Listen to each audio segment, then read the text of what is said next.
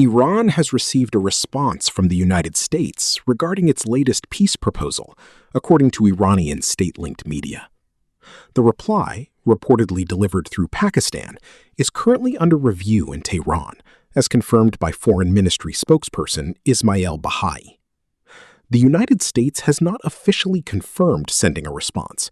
However, President Donald Trump told Israel's Khan News that Iran's proposal is unacceptable, signaling continued tension between the two sides. According to Iranian reports, Tehran's 14-point peace plan includes major demands: the withdrawal of U.S. forces from areas near Iran's borders, an end to the U.S. naval blockade on Iranian ports, and a complete halt to all hostilities, including Israel's military operations in Lebanon.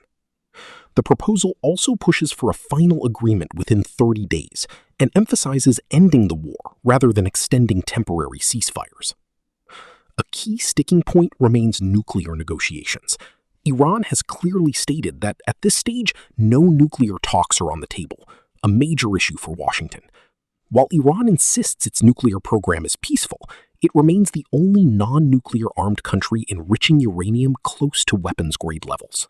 Amid rising tensions, Trump announced a new initiative called Project Freedom, aimed at ensuring safe passage for ships stranded in the Strait of Hormuz. He stated that the U.S. would guide vessels through restricted waters to maintain global trade flows. Trump also warned that any interference with this operation would be met with force. Since the conflict began in February, Iran has significantly restricted maritime traffic through the Strait of Hormuz. In response, the U.S. has imposed a naval blockade on Iranian ports and warned shipping companies of sanctions if they pay transit tolls to Iran. Confirming receipt of Iran's proposal, Trump wrote on social media that he would review the plan, but expressed strong doubts about accepting it.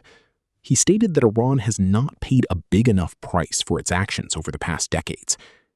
Speaking to reporters in Florida, he added that while he understands the concept of the deal, he is still waiting for its full details.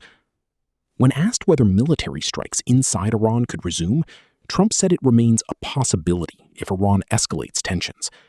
He also made it clear that the United States is not planning to withdraw from the region, emphasizing a long-term strategy to prevent future conflicts.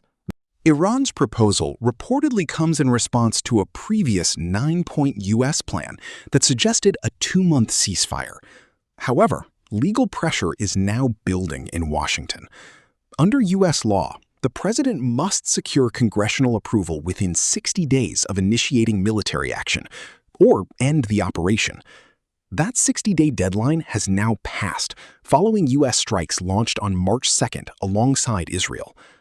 Trump has argued that the ceasefire declared on April 8th effectively paused the legal timeline, and that the ongoing naval blockade does not count as continued hostilities.